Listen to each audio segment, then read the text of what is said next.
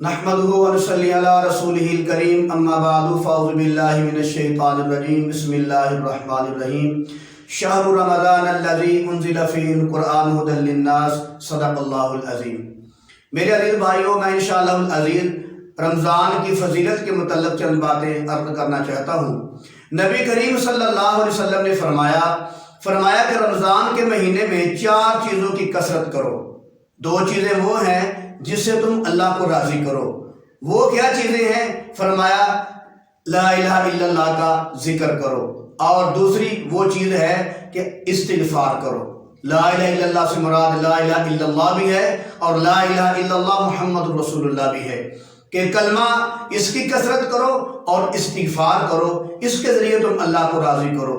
اور 2 چیزیں وہ ہیں جس سے تم بے نیاز نہیں ہو سکتے، بے پرواہ نہیں ہو سکتے۔ وہ کون سی چیزیں ہیں؟ وہ ایک چیز یہ ہے کہ تم اللہ سے جنت کا سوال کرو اور جہنم سے پناہ مانگو۔ یہ 4 چیزیں ہیں کہ اللہ کے نبی نے فرمایا رمضان میں ان کی کثرت کیا کرو۔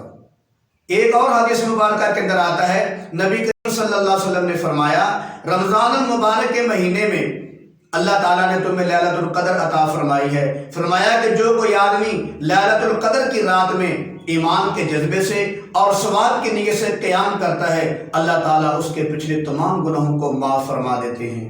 ایک حدیث پاک کے اندر آتا ہے، اللہ کے حبیب نے فرمایا کہ جو کوئی آدمی رمضان میں لیلۃ القدر کی رات کو قیام کرتا ہے، فرمایا اس کے اگلے پچھلے گناہوں کو اللہ پاک معاف فرما دیتے ہیں۔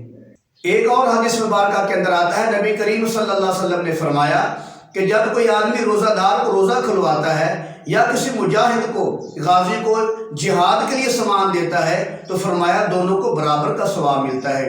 روزہ کھلوانے والے کو بھی ثواب ملتا ہے، کھولنے والے کو بھی ثواب ملتا ہے، جہاد کرنے والے کو بھی ثواب ملتا ہے، اور جہاد کے لیے سامان لے کر دینے والے کو بھی برابر کا ثواب ملتا ہے۔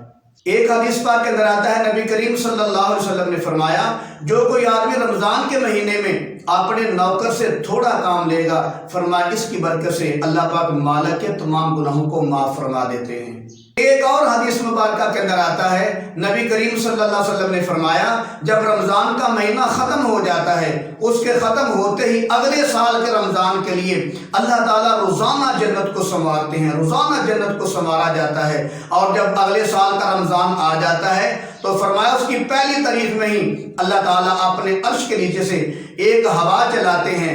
وہ ہوا جنت کے پتوں سے گزرتی ہوئی اور جنت کی حوروں سے گزرتی ہوئی آتی ہے، اور جنت کی حوریں کہتی ہیں کہ اے اللہ کہ اپنے بندوں میں سے ہمارے لیے شوہر بنا، کہ ان سے ہماری آنکھیں ٹھنڈی ہوں اور ہمارے ذریعے ان کی آنکھیں ٹھنڈی ہوں۔ اور حدیث پاک کے اندر آتا ہے جب حوریں جنت کی مطالبہ کرتی ہیں کہ یا اللہ اپنے بندوں میں سے ہمارے شوہر بنا کہ جن سے ہماری آنکھیں ٹھنڈی ہوں اور ان کی ہمارے ذریعے آنکھیں ٹھنڈی ہوں، پھر اللہ تعالیٰ جنت کے اندر ان روزہ دار کی جنت کی حوروں سے شادی فرما دیتے ہیں۔